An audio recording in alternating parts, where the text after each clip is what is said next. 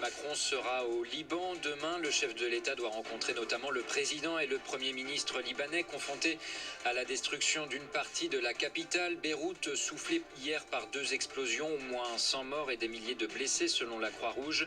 2 avions doivent décoller dans les prochaines minutes de Roissy-Charles de Gaulle avec 55 militaires français et plusieurs tonnes de matériel médical.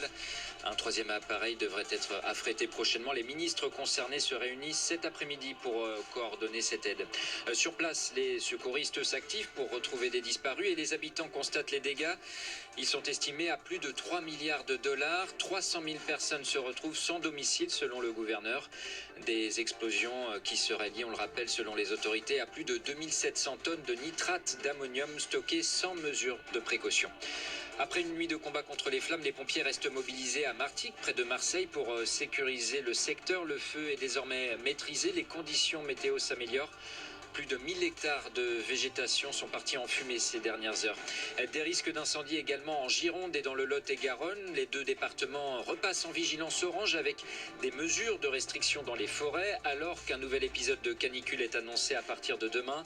A priori moins intense que la semaine dernière selon Météo France, mais il pourrait durer plus longtemps, une semaine notamment dans certaines régions.